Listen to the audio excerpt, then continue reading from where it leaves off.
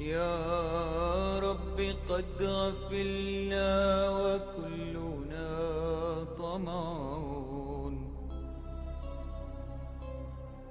في عفو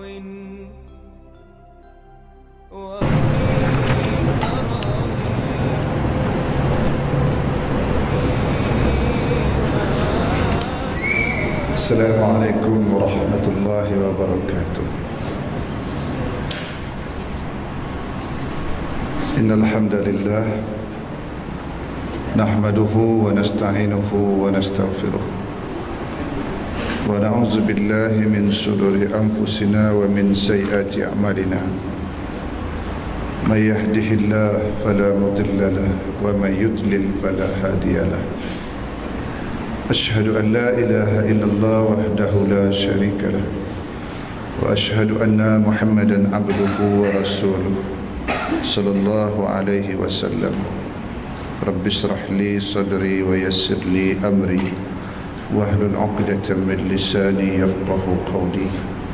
سبحانك لا علم لنا إلا ما علمتنا إنك أنت العليم الحكيم.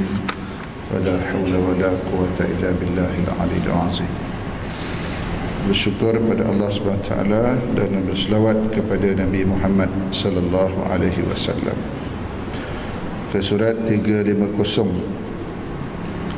Mujahid daripada Abu Hurairah berkata, kita baca terjemah je tuan-tuan, panjang perkataan Mujahid ini. Demi Allah yang tiada Tuhan kecuali Dia, ada kalanya aku terpaksa menekan perutku di tanah kerana lapar, dan ada kalanya saya terpaksa mengikat batu di perutku kerana lapar. Dan pernah pada satu malam saya terpaksa duduk di jalanan umum. Maka berjalan Abu Bakar. Lalu saya tanya tentang ayat daripada Al-Quran. Tidak ada maksud untuk bertanya, tetapi supaya ia mengajak aku pergi ke rumahnya. Tetapi dia berjalan dan tidak berbuat apa-apa. Kemudian berjalan Umar juga. Saya tanya suatu ayat, bukan juga tujuan untuk bertanya, tetapi semata-mata supaya mengajak saya ke rumahnya. Tetapi dia berjalan terus dan tidak mengajak aku. Kemudian Nabi SAW berjalan, maka tersenyum ketika melihat aku dan mengerti isi hatiku. Kemudian beliau berkata, "Ya Abu Hurairah."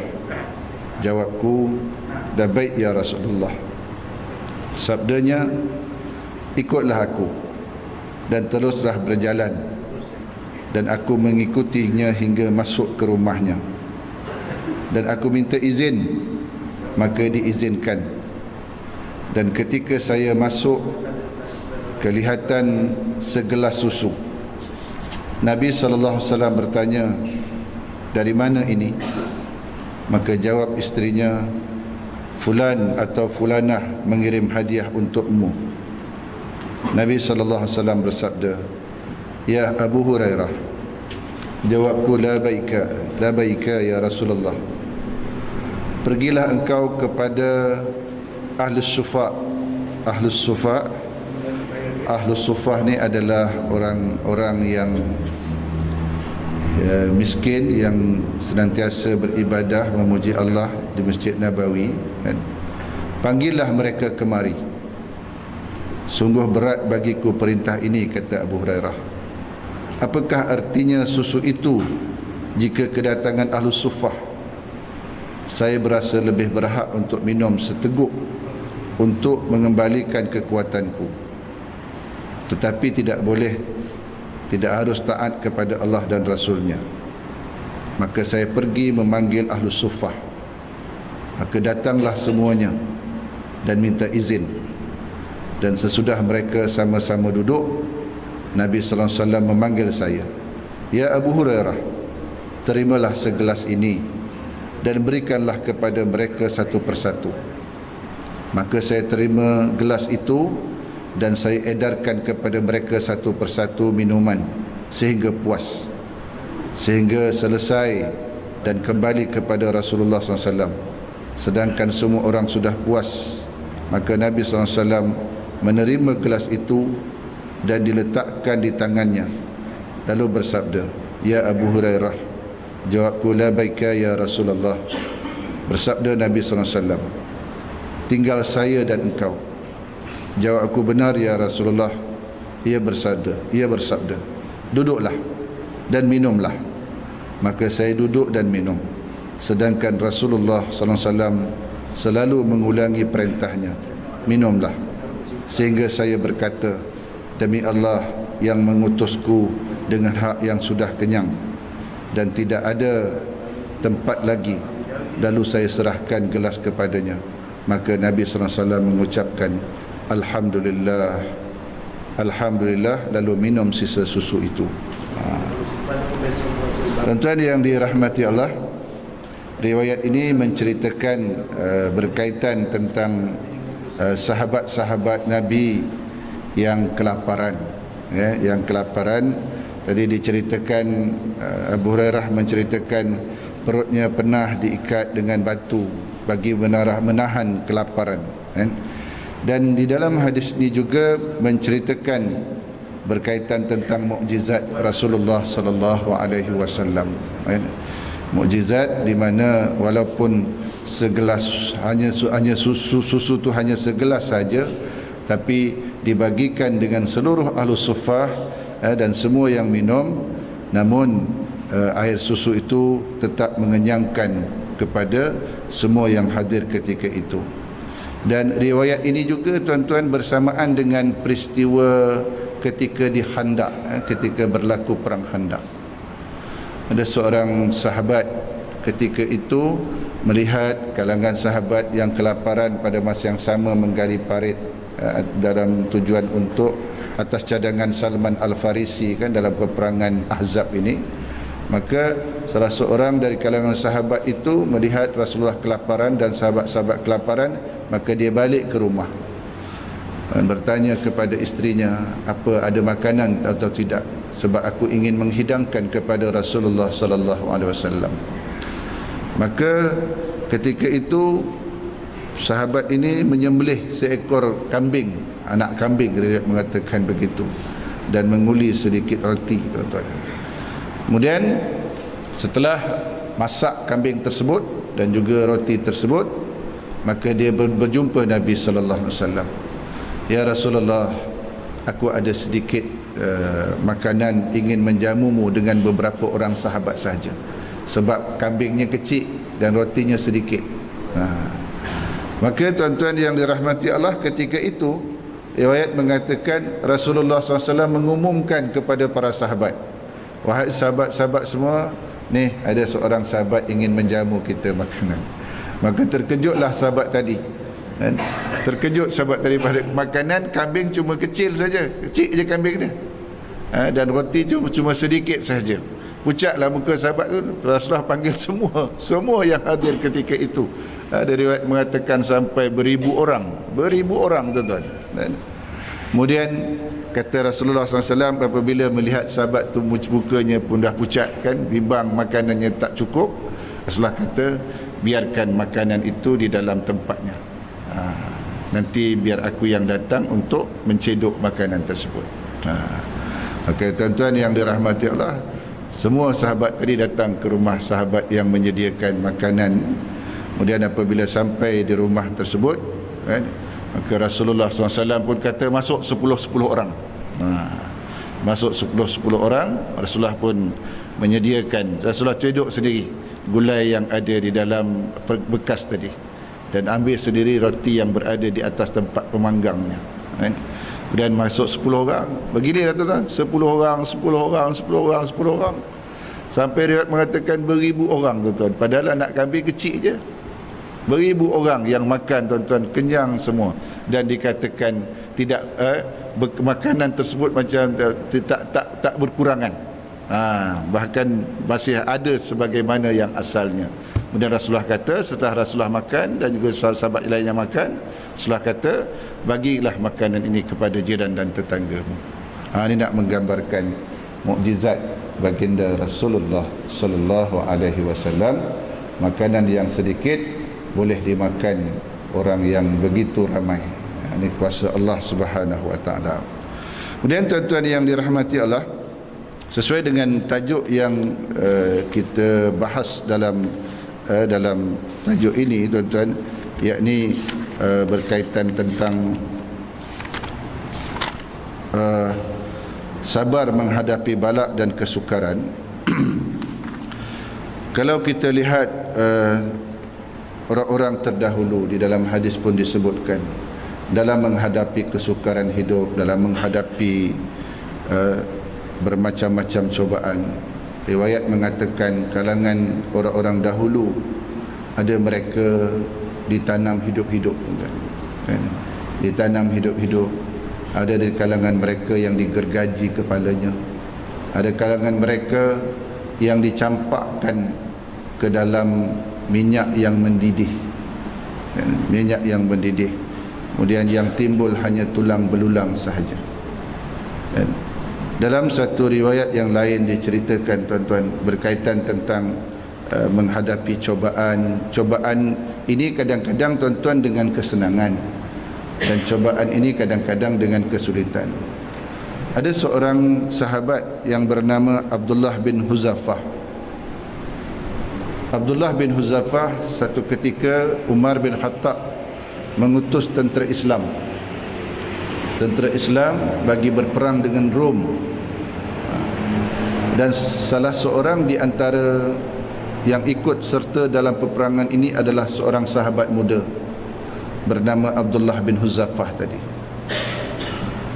Kemudian pendek cerita tuan-tuan, dalam peperangan tersebut Abdullah bin Huzafah ditawan oleh tentera Rom. Maka dia dirantai dan dimasukkan ke dalam penjara. Satu hari Raja Rom ingin bertemu dengan orang-orang Islam yang ditawan. Maka datanglah Abdullah bin Huzafah dengan sahabat-sahabat yang lain, tangan dirantai dan kaki dirantai, bertemu dengan Raja Rom tersebut. Kemudian tuan-tuan yang dirahmati Allah, Raja Rom pun bertukar fikiran, bertanya sesuatu kepada Abdullah bin Huzafah. Dan apabila menjawab soalan-soalan yang dikemukakan oleh Raja Rom tadi, Abdullah bin Huzafah, kerana dia seorang yang cerdas, seorang yang cemerlang dalam kehidupan, apabila ditanya oleh raja tadi, dia jawab dengan jawapan yang begitu jitu, dengan jawapan yang baik, menggambarkan kecerdikan, kecerdasan otaknya. So, kemudian tuan-tuan yang dirahmati Allah, Raja Rom menawarkan, wahai Abdullah, masuklah kamu ke dalam agama Kristian, niscaya engkau akan kubebaskan.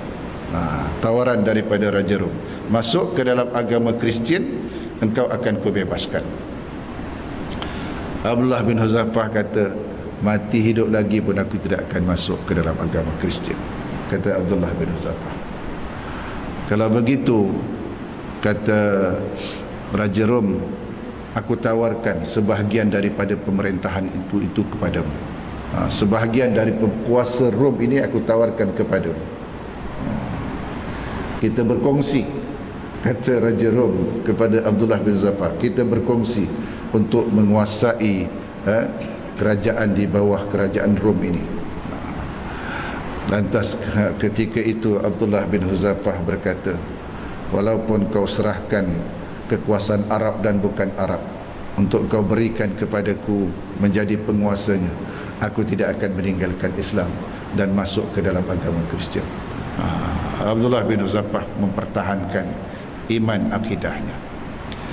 Kemudian Raja Rom berkata, kalau macam tu kau akan kubunuh. Kalau begitu kau akan kubunuh, dia kata. Bunuhlah, kata Abdullah bin Huzafah. Maka Abdullah bin Huzafah pun tuan-tuan diletakkan di dinding, didepangkan tangannya, kemudian dia memerintahkan para pemanahnya, para pemanah itu untuk memanah Abdullah bin Hudzafah. Tapi Raja Rom berkata kepada pasukan pemanahnya, kamu panah jangan sampai kena badannya, tujuannya adalah untuk menakut-nakutkan sahaja. Maknanya tepi lah, kena sipi-sipi lah, tepi kepala kena dan sebagainya, kan? Jangan kena badannya, sebab tujuannya adalah untuk menakut-nakutika Abdullah bin Hudzafah saja. Maka pasukan pemanahnya pun memanah, tuan-tuan, kan? Dengan tidak mengena badan Abdullah bin Hudzafah. Kemudian Raja Rom menawarkan, masuklah kamu ke dalam agama Kristian, niscaya kau akan kubebaskan. Abdullah bin Hudzafah tetap menggelengkan kepalanya, aku tidak akan masuk ke dalam agamamu. Kemudian Raja Rom, tuan-tuan, dikatakan agak tambah marah kepada Abdullah bin Hudzafah, campakkan dia lagi dalam penjara.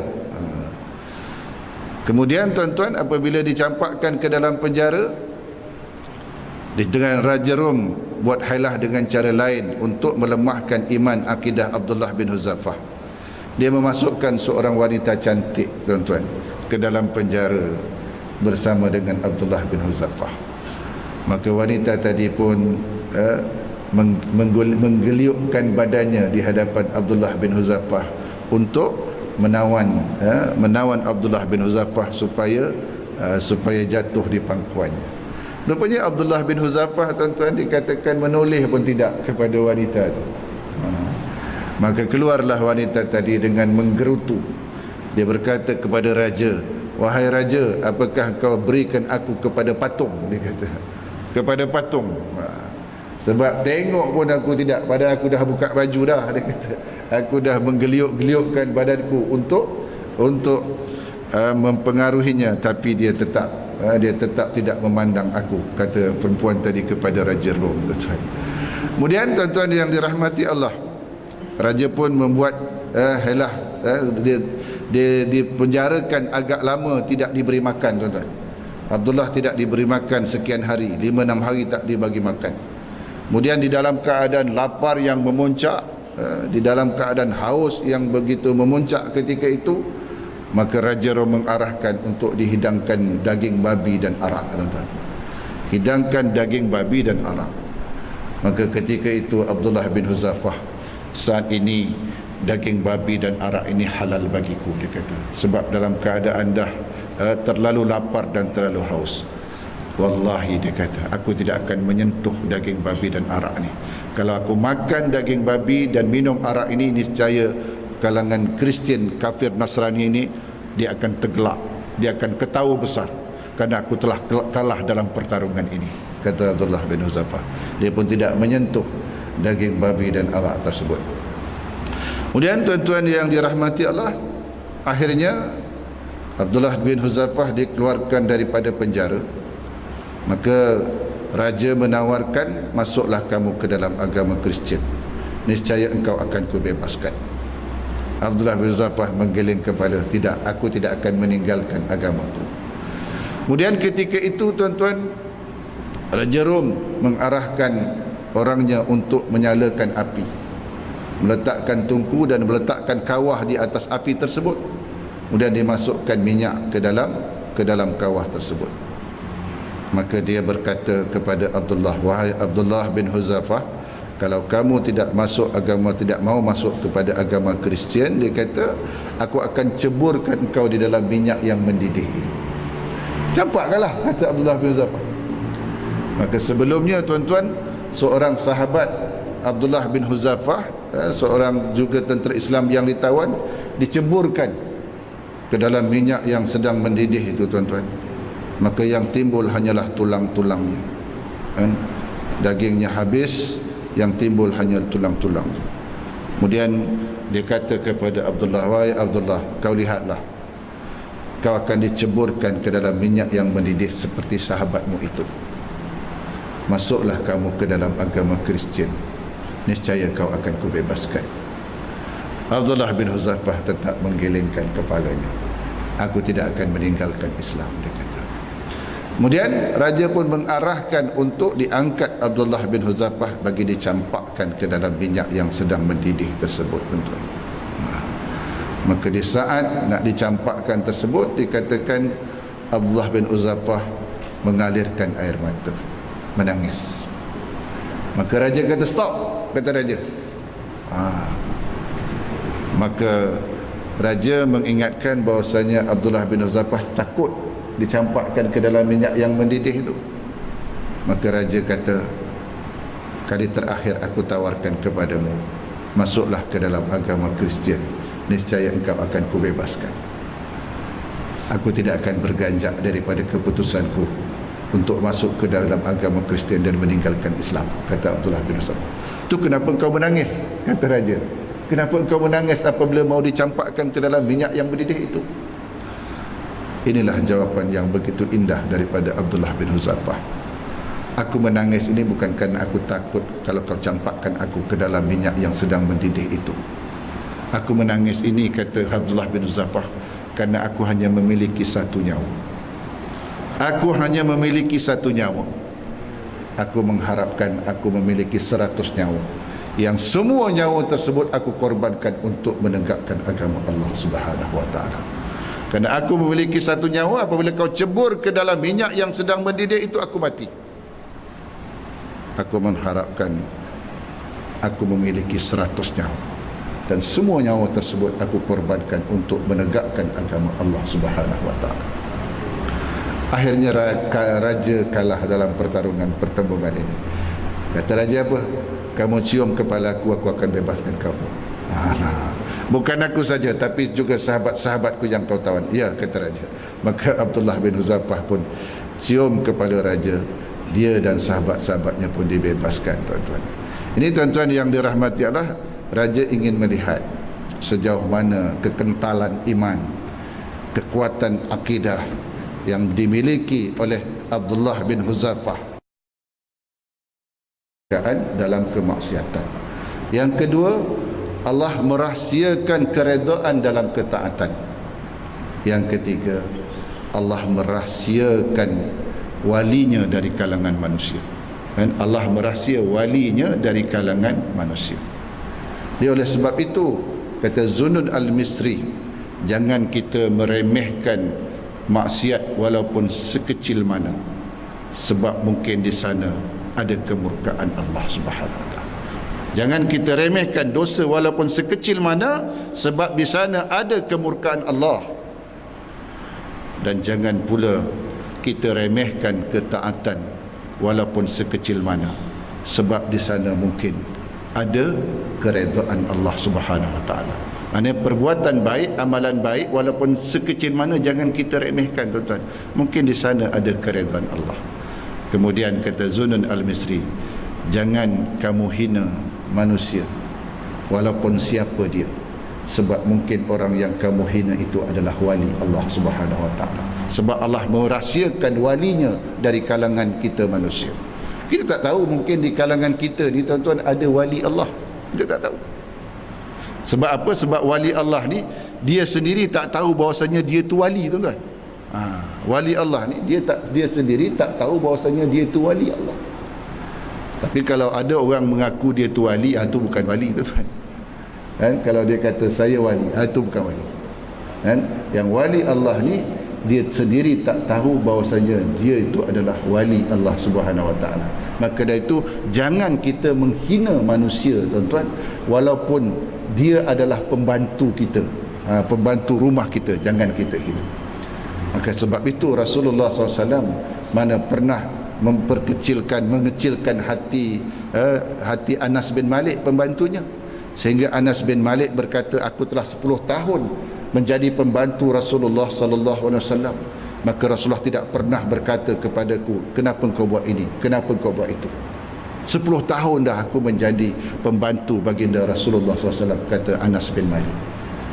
Satu riwayat yang menarik, tuan-tuan, di mana Rasulullah SAW tidak mahu memperkecilkan, menyinggung perasaan ataupun memalukan pembantunya Anas bin Malik ini, tuan-tuan.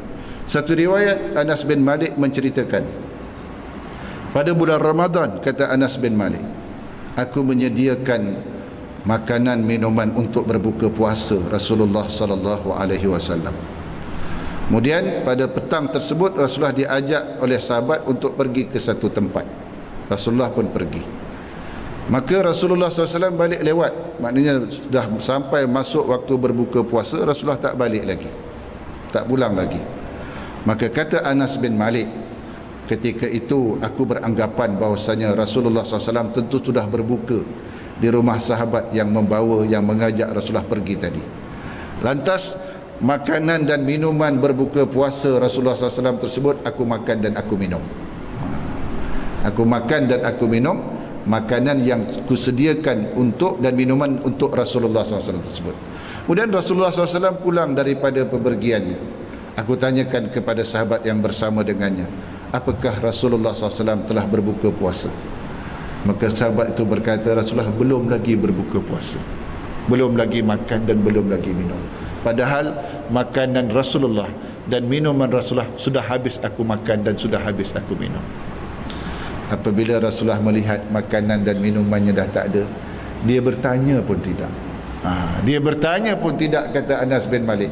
Kalaulah seandainya Rasulullah bertanya, kemanalah aku nak letak muka aku ni, kata Anas bin Malik. Maka Rasulullah SAW berlapar tidak makan apa pun pada malam tersebut, sebab makanannya telah aku habiskan, minumannya pun telah aku habiskan. Begitu indahnya Rasulullah SAW, tuan-tuan. Dia tidak mau merasa orang lain menjadi malu, kalau dia bertanya. Kalau dia tanya, tentulah Anas menjadi malu. Begitulah Rasulullah SAW memuliakan manusia, tuan-tuan, walaupun Anas bin Malik itu adalah pembantunya. Jadi tuan-tuan yang dirahmati Allah, maka dari itu kita jangan sekali-kali menghina sesama manusia, walaupun dia orang yang mempunyai kedudukan yang paling rendah dari kalangan kita, sebab kita tak tahu, mungkin Allah Subhanahu Wa Taala menganugerahkan kemuliaan kepadanya. Jadi tuan-tuan yang dirahmati Allah, mudah-mudahan saya dan kita semua menjadi orang yang senantiasa tabah atas cobaan dalam kehidupan ini. Sebab cobaan, saya ulangi, kadang-kadang cobaan itu berupa kesusahan dan kadang-kadang cobaan itu berupa kesenangan. Allah datangkan semuanya itu, ada rahsianya tersendiri, ada hikmah tersendiri yang kita perlu pelajari daripadanya. Ya, kita tangguh dengan tasbih kafarah dan surat Al-As.